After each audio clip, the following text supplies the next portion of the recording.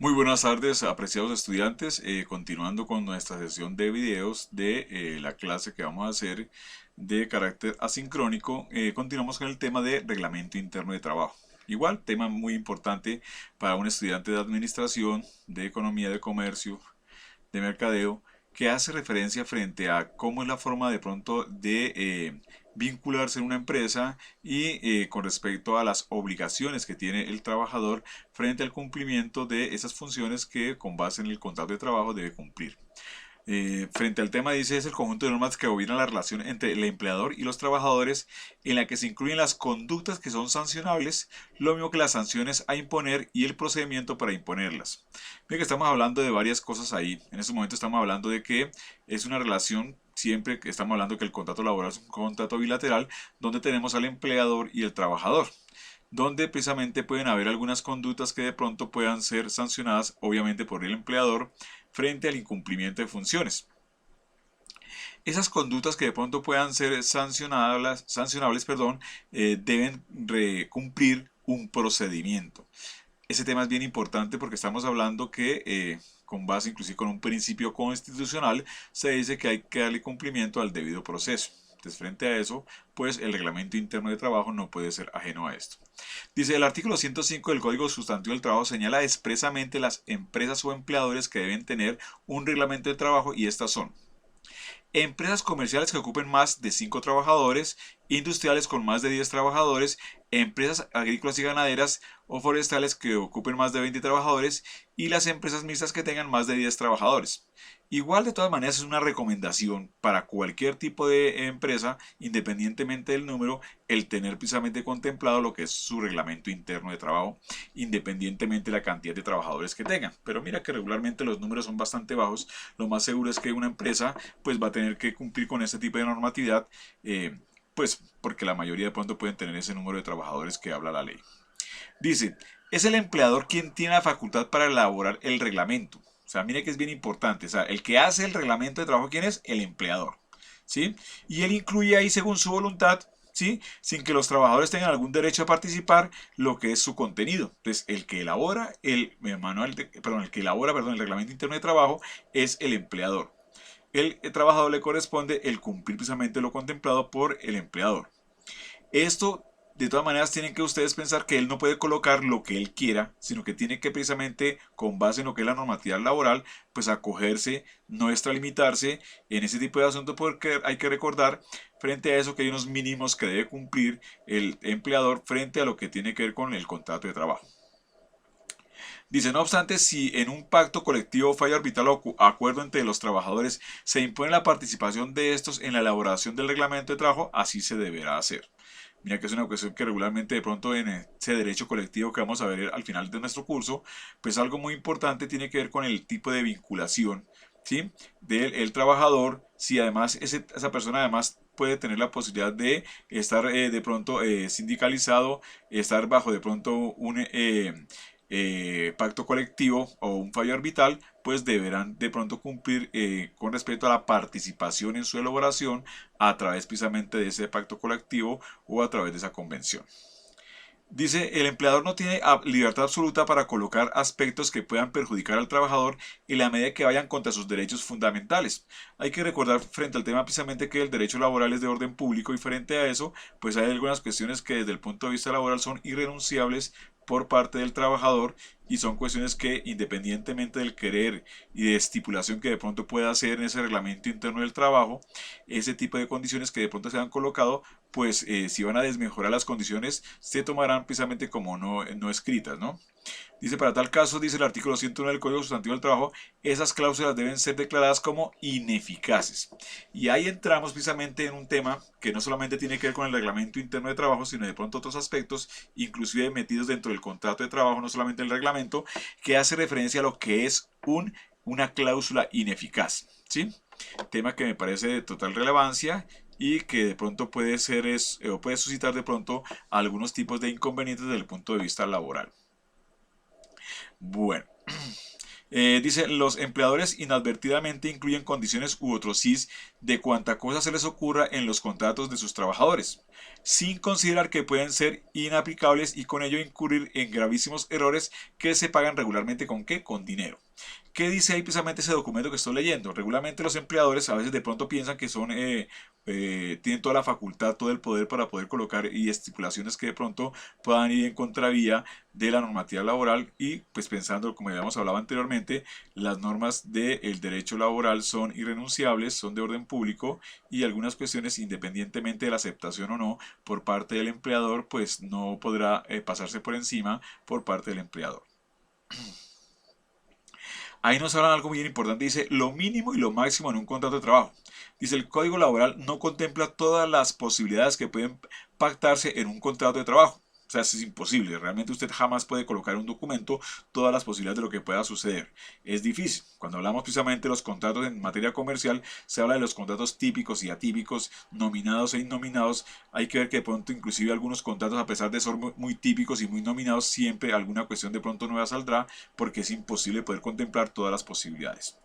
Dice, el Código Laboral no contempla todas las posibilidades que puedan pactarse en un contrato de trabajo.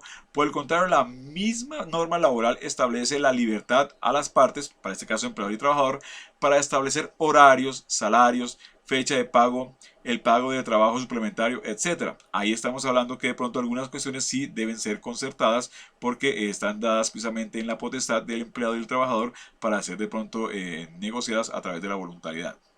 Lo que sí establece de manera innegociable son las condiciones mínimas de las cuales el empleador nunca podrá afectar.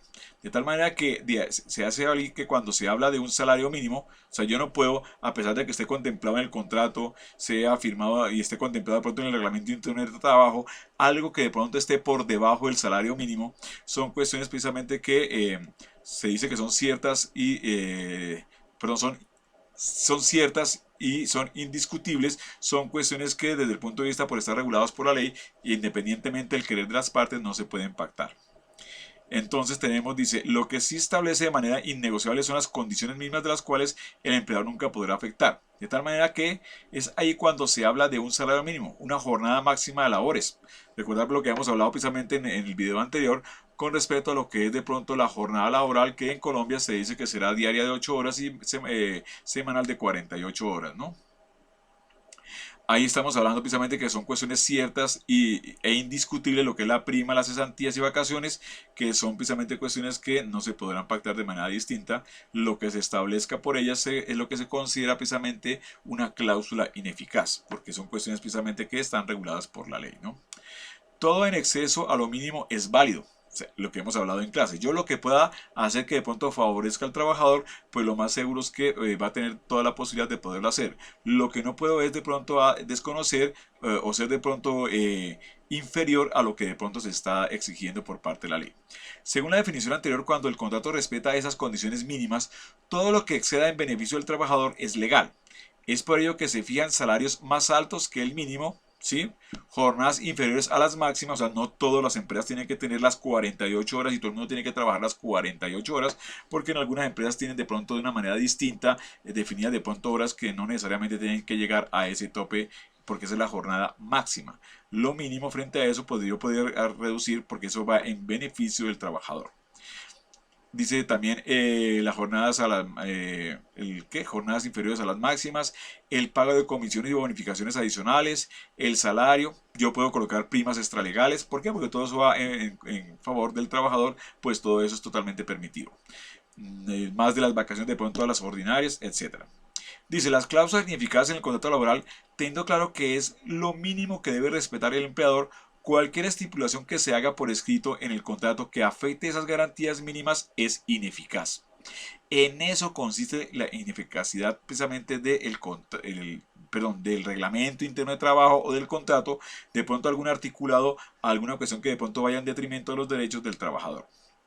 El detrimento de esto significa para el trabajador será una deuda que se genera a su favor, las cuales el trabajador puede demandar en un proceso judicial y con toda seguridad ganará. ¿Sí?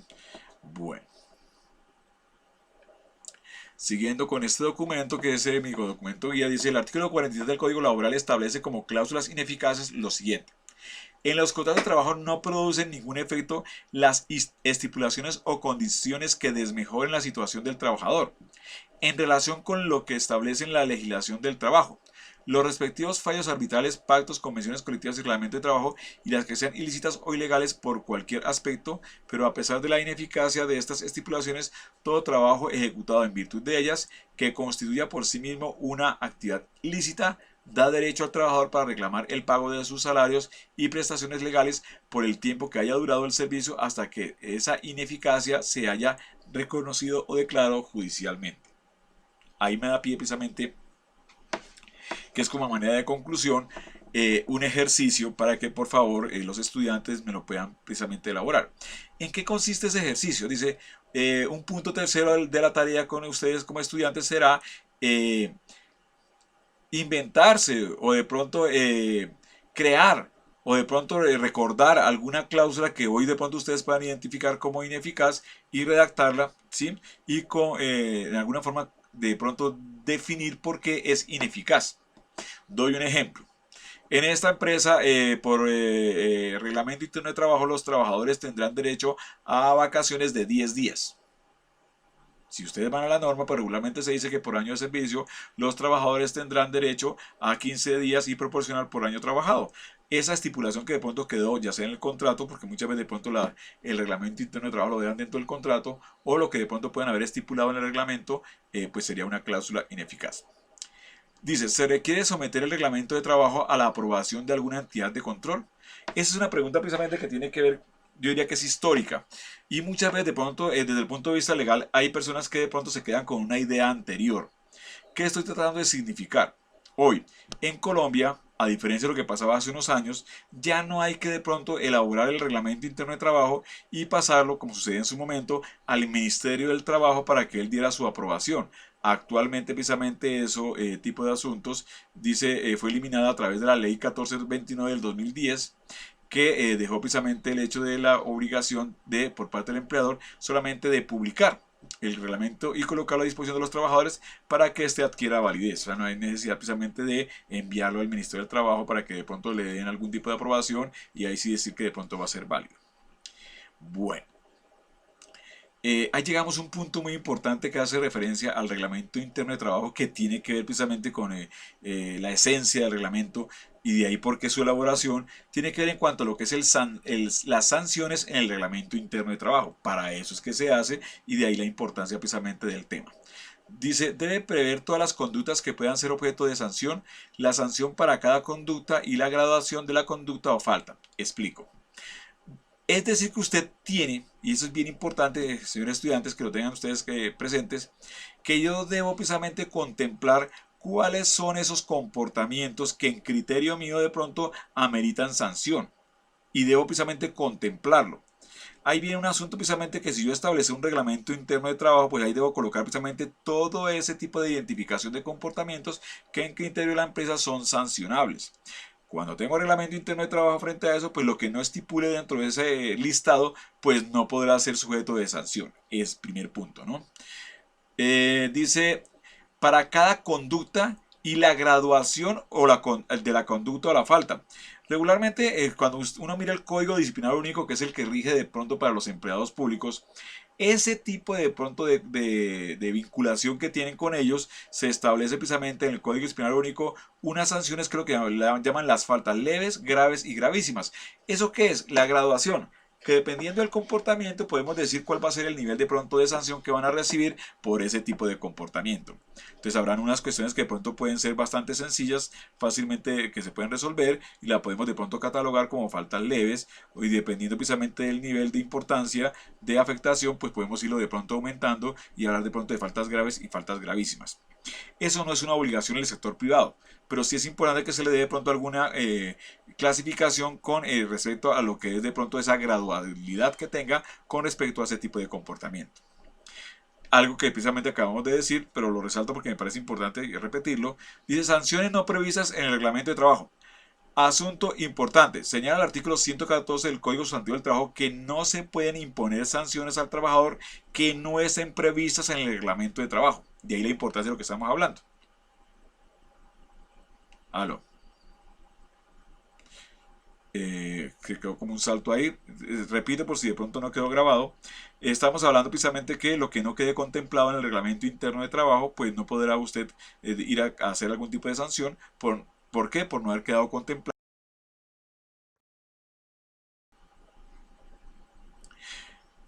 Aló. Dice más adelante, tipos de sanciones, ya vamos terminando, porque veo que ya está como molestando el computador. Eh, una vez definidas las conductas sancionadas, o mejor sancionables, y sus niveles de gravedad, se debe fijar las sanciones que correspondan a cada conducta, que pueden ser las siguientes: memorandos o llamados de atención, suspensión del contrato, multa y despido. Y voy a especificar cada una de ellas. Con el memorando o llamados de atención, dicen, pueden ser incluidos en la hoja de vida, que servirá como antecedentes en contra del trabajador.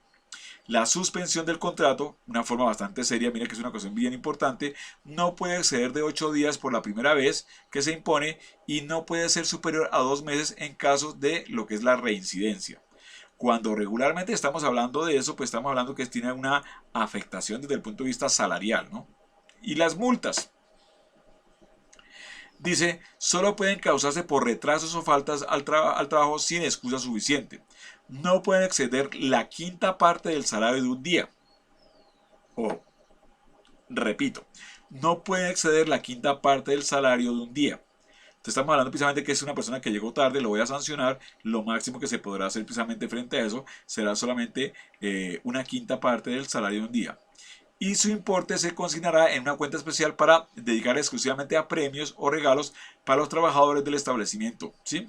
O sea, tiene como una destinación ya específica, no es para que de pronto se la pueda apropiar el empleador, sino que tiene que devolvérsele para la colectividad de los trabajadores a través de pronto de algunos tipos de beneficios, como puede ser de pronto en algunas cuestiones en las cuales de pronto se puedan entregar algunos regalos. Es la forma precisamente de poder como devolver eso que de pronto se recolectó a través de las sanciones de los trabajadores. Despido.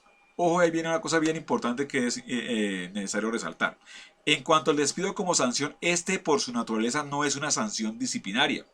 Por lo tanto, no es necesario incluirlo dentro del reglamento de trabajo. O sea, no es necesario, pero usted puede colocarlo. Pero si lo hace, el empleador quedará obligado a seguir el procedimiento establecido en el reglamento para poder despedir al trabajador.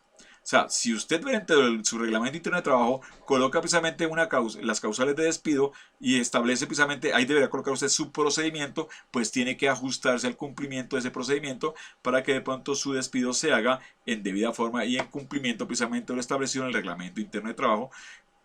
Pues si no se hace estando obligado por el reglamento, el despido no produce efecto alguno, es como si no se hubiera hecho, ¿no? Entonces, básicamente sería ese asunto con respecto al tema de lo que es el reglamento interno de trabajo. Concluyo diciendo que el artículo 115 del Código del Sustantivo del Trabajo señala expresamente que antes de aplicarse una sanción disciplinaria, el trabajador se le debe dar la oportunidad de ser oído. Nadie puede ser sancionado, nadie puede ser, eh, ¿cómo se dirá?, judicializado. Una persona no se le puede endilgar su responsabilidad si la persona no ha sido oído, ¿sí? Acompañado de pronto de las personas que hagan como representantes del trabajador cuando estas personas están sindicalizadas. Pero importante, independientemente que lo estén o no, siempre el trabajador debe tener la oportunidad de tener de pronto una posibilidad de descargo, de saber precisamente de pronto cómo es su visión frente a los hechos y qué posibilidades de pronto puede haber de pronto aminorar o de pronto pensar una causal de pronto de justificación de qué fue lo que sucedió, depende del caso. Ya para concluir, sería precisamente para ustedes estudiantes una cuarta pregunta final. ¿Qué pasa con la plata de las multas que se le descuentan a los trabajadores? ¿Qué sucede con ellas? Que lo acabo de decir. O sea, es una cuestión de pronto bastante sencilla para que simplemente habiendo prestado atención al video o a los videos, porque mira que todas las preguntas estaban en ese sentido, pues fácilmente poderlo contestar.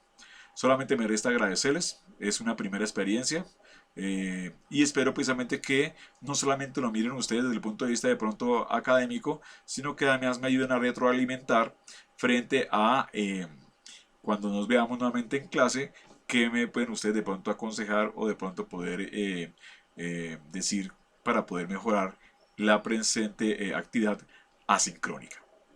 Mis jóvenes, muchas gracias y estamos pendientes de poder hablar en una próxima oportunidad. Muchas gracias.